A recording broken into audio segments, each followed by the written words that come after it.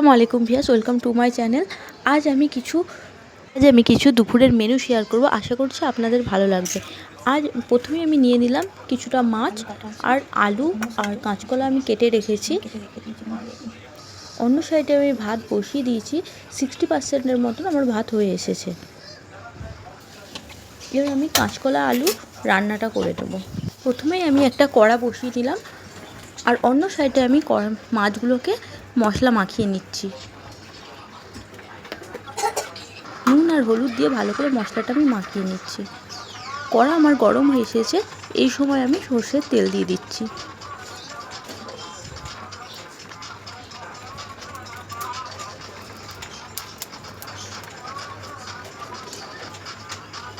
তেল যখন আমার গরম হয়ে আসবে আমি এক এক করে মাছগুলো ছেড়ে দেবো।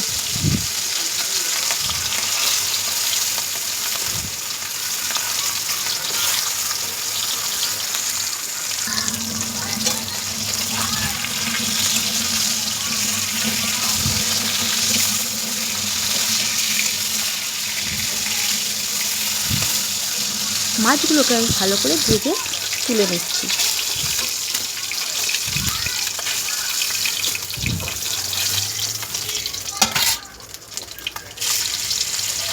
আরও কিছুটা মাছ ছিল, আমি সেগুলোকে ভেজে নিলাম।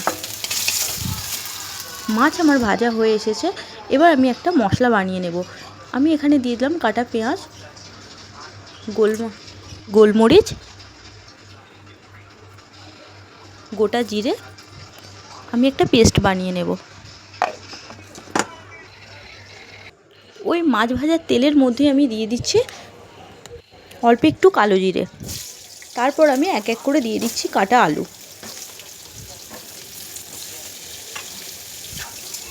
আলুগুলোকে ভালো করে আমি তেলের সাথে মিশিয়ে ভেজে নিচ্ছি। এরপর আমি দিয়ে দেবো কাঁচকলাগুলোকে আমি কাটার পরে একটু নুন হলুদ মিশিয়ে রেখেছিলাম।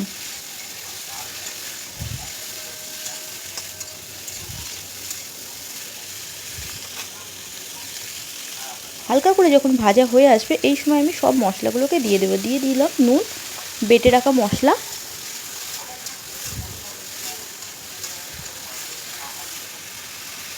হলুদের গুঁড়ো, ধনের গুঁড়ো। ভালো করে এবার আমি মশলাটাকে কষিয়ে নিয়ে নেব।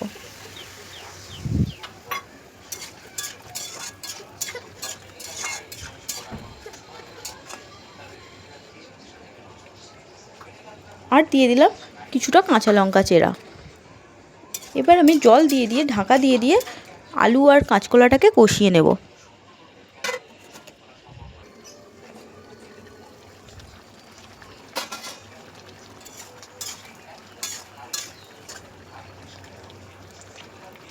যখন আমার ভালোভাবে কষানো হয়ে আসবে এই সময় আমি দিয়ে দিচ্ছি কেটে রাখা বেগুন আর টমেটোর।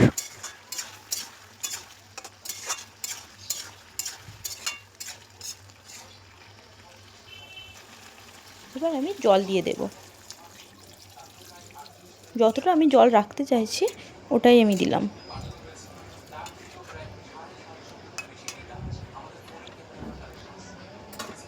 রান্নাটা আমার কিছু ঢাকা দিয়ে আমি রেখে দিলাম। যতক্ষণ রান্নাটা হচ্ছে আমি অন্য সাইডে আমি কড়া বসিয়ে নিচ্ছি আর একটা রান্না করার জন্য।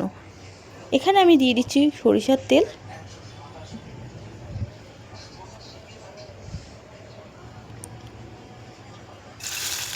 এবার দিয়ে দিলাম চিংড়ি মাছ আমি ভালো করে ধুয়ে রেখেছিলাম।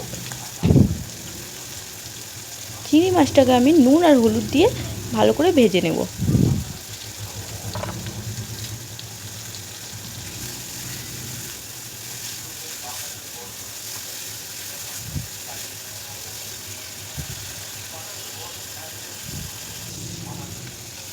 চিংড়ি মাছ যখন আমার ভালো করে ভাজা হয়ে যাবে আমি তুলে নিচ্ছি। ওই তেলের মধ্যেই আমি দিয়ে দিলাম কাটা পেঁয়াজ।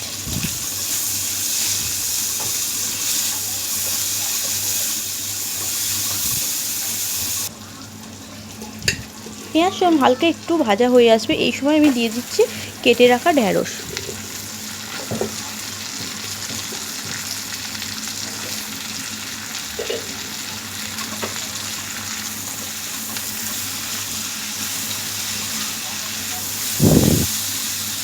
ঢ্যাঁড়সটাকে আমি পেঁয়াজের সাথে ভালো করে ভেজে নিচ্ছি। অন্য সাইডে আমি আরও একবার দেখে নেব তরকারিটা কতটা হয়ে এসছে।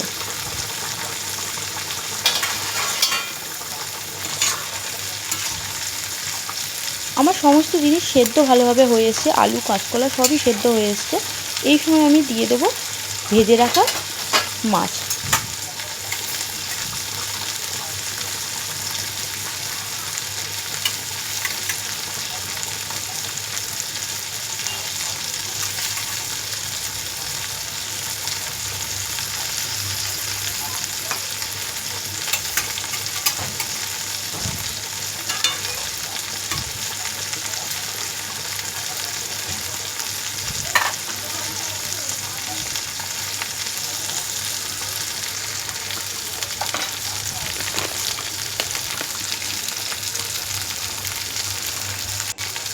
রান্নাটা আমার হয়ে এসেছে, এবার আমি গ্যাসের ফ্লেমটা বন্ধ করে দিচ্ছি আর অন্য সাইডে আমি ঢ্যাঁড়স রান্নাটা করে নেব।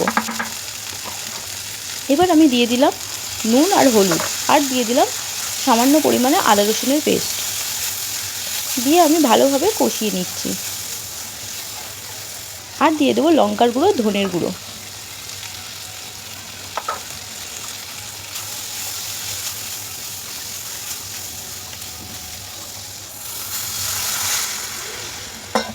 দিয়ে দিলাম জল। এবার আমি কিছুক্ষণের মতো রান্না করে নেব। আর আমি দিয়ে দিচ্ছি এখানে ভেজে রাখা চিংড়ি মাছ। জল যতক্ষণ না শুকিয়ে আসছে আমি ভালোভাবে ঢ্যাঁড়সটা আমি রান্না করে নিচ্ছি।